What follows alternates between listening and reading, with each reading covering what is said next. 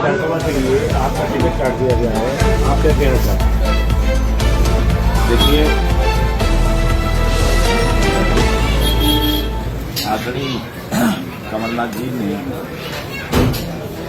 जब उनकी सरकार गिरी तो उन्होंने पूछा था कि मेरा कसूर क्या है।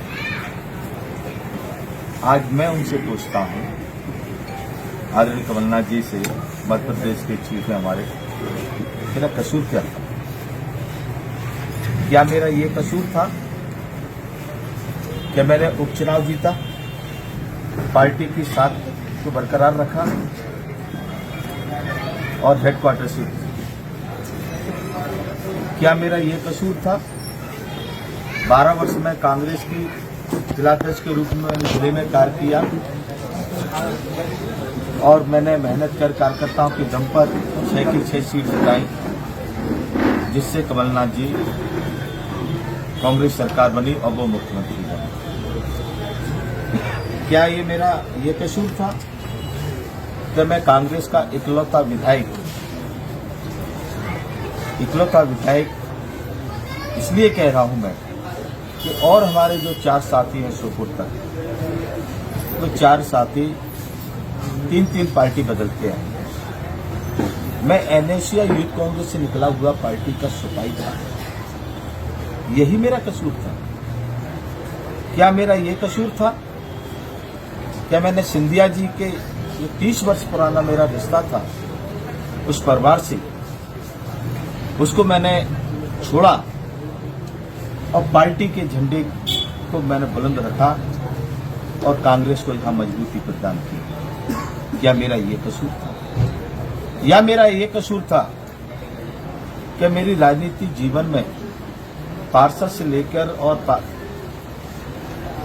विधायक तक मैंने जो चुनाव लड़े 8 के 8 चुनाव में जीता? आखिर मेरा कसूर क्या था? आदरणीय दिग्विजय सिंह जी ने मुझसे कहा कि एआईसीसी के सर्वे में सबसे टॉप नंबर है तेरा सारे सर्वे में। यही बात मुझे हमारे स्क्रीनिंग कमेटी के अध्यक्ष श्री भंवर जितेंद्र सिंह जी ने कहा कि आपके सारे अंक पूर्ण हैं, आपका तो टिकट होना ही है, आप यहां समय क्यों बदला? लेकिन मेरे साथ मुझे स्लो भोजन दिया।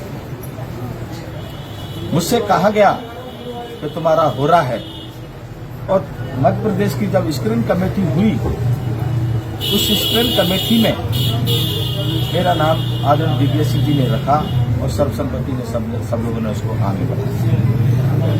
लेकिन वहां जाके नेता प्रतिपक्ष आदरणीय कमलनाथ जी ने क्या साठ गांठ के एक दूसरे की सीट को लिया और मेरी बलि चली। अभी मैं पूछना चाहता हूं आदरणीय कमलनाथ जी से कि मेरा कसूर क्या था, ये मुझे जवाब चाहिए। जब तक मैं अपने घर रहूंगा, मैं पार्टी का कार्य नहीं करूंगा और किसी पार्टी दल में भी नहीं जाऊंगा और ना किसी दल से मैं चुनाव लड़ूंगा। और मैं इनसे ये भी पूछना चाहता हूं, आप लोगों ने उपचुनाव जो जीता उस विधायक का टिकट काटा और आपने जिसको टिकट दिया जिसकी जमानत जब्त हुई। वाह, कैसा आपका सर्वे है, कैसा आपकी सोच है कि जमानत जब्त वाला व्यक्ति स्ट्रांग आपने समझा और जो जीता हुआ व्यक्ति को आपने स्ट्रांग नहीं समझा।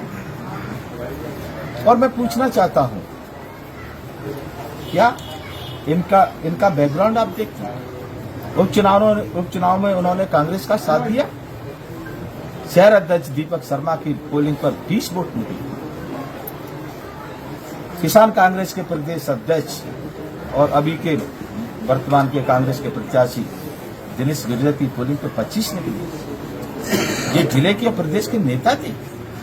जब मैं गया कमलनाथ जी के पास, मैंने कहा सर, बड़ा दुर्भाग्य है कि जिनको आपने बड़े बड़े पदों पर बैठा है उनकी पोलिंग की स्थिति। उन्होंने मुझसे कहा कि राकेश तू विधायक बन गया, इस बात को यहीं समाप्त करेगी। मैंने समाप्त कर दिया। पर मैं पूछना चाहता हूं मेरा कसूर क्या था। सर क्या कारण रहे कि मतलब जो है आपको टिकट से वंचित कर दिया गया, आप क्या सोच रहे हैं? मैं वही तो कह रहा हूं, वही सब ठीक है। मुझे तो कोई कारण दिख ही नहीं रहा है। मेरी पूरी जीवन में कोई नेगेटिव पॉइंट भी नहीं है, मेरी पूरी जीवन की तस्वीर सामने है। फिर कमी कहां रही? कमी रही कि मैं कांग्रेस का सिपाही था, मैं किसी नेता का व्यक्ति नहीं था। आज दिनेश गुर्जर जैसे नहीं नेता पे किसी नेता का हाथ उठता तो मेरा टिकट नहीं करता, क्योंकि उन्होंने आदरणीय कमलनाथ जी ने पार्टी को नहीं देखा, उन्होंने अपने व्यक्ति को देखा और अपना तेरा किया। और मैंने पहले ही कहा था, शुरू में 2020 में जब हो रहा था, मैंने आदरणीय मैं नहीं जाना चाहता। आप सबको मालूम है सिंधिया जी से मेरे रिश्ते पर मैं नहीं जाता। मेरे कड़कड़ में कांग्रेस है, मैं कांग्रेस का झंडा उठाना चाहता हूं। पर आपसे विनती करना चाहता हूं कि आपके जहां अपना तेरा नहीं होना चाहिए, ये मैं आग्रह करना चाहता हूं और मैं संगठन को आगे चलाने के लिए तैयार। अभी आप दिल्ली से लौट कर आ रहे हैं, क्या दिल्ली कुछ बात हुई है आपकी वहाँ? नहीं, मेरी कोई बात नहीं। मेरी टिकट के बाद आदरणीय दिग्विजय सिंह जी से मेरी बात हुई। उन्होंने कहा कि मैंने बहुत उनको निवेदन किया, लेकिन वो अड़ गए कि नहीं मुझे तो ये चाहिए, नहीं तो मैं छोड़ के जा रहा हूं, आप लड़ाई चुनाव। वाह, इतने ताकत एक सीट के लिए पूरे मध्य प्रदेश को छोड़। इस टिकट वितरण को लेकर कुछ चर्चाएं हैं जिले भर में कि माननीय दिल्ली विधानसभा से जो भाजपा प्रत्याशी हैं उनके इशारे पर कुछ रणनीति बनाई गई है टिकट काटने की। देखिए, ये मुझे कोई जानकारी नहीं है कि क्या रणनीति बनाई गई है क्या नहीं बनाई, पर मैं ये कहता हूं कि निश्चित तौर पर कांग्रेस बहुमत की ओर थी और मुरैना जिले से हम 6 की स्थिति में थे। आज इनको तो हारना ही है, सारी जनता चिल्ला रही है, लेकिन अन्य सीटों पर भी बहुत प्रभाव पड़ेगा। ये मुझे कहने में कोई संकोच नहीं। तो आपने ये कहा कि इनको हारना ही है, तो मतलब आपके टिकट ना मिलने से क्षेत्र में क्या मतलब जो है प्रभाव पड़ेगा? देखिए, मैंने उनसे कहा था, वो नेताओं से कहा जो कमेटी में बैठे कि दिल्ली भोपाल में पकड़ दिनेश गुर्जर की हो सकती है, लेकिन क्षेत्र में पकड़ नहीं है, क्योंकि मैंने दिल्ली भोपाल नहीं देखा, मैंने तो क्षेत्र ही देखा है। क्षेत्र में ही मैं सबको जानता हूं, सब मुझे जानते हैं। मैं तो आपसे पहली बार मिल रहा हूं, दिल्ली वहां के नेताओं से मिल रहा हूं, पर क्षेत्र की स्थिति आप देखेंगे अगर आपको। अब अपना अगला स्टैंड क्या है इसके बावजूद? मैंने कह दिया, मैं घर बैठूंगा और ना मैं पार्टी का काम करूंगा और ना मेरा कोई समर्थक काम करेगा। हम घर बैठेंगे जब तक आदरणीय कमलनाथ जी मेरे सवाल का जवाब नहीं दे देंगे कि मेरे कसूर क्या है। हरियाणा से कांग्रेस प्रत्याशी को आप किस पायदान पे देखते हैं? देखो, जनता करेगी तो फैसला फिर आपने। धन्यवाद। Thank you.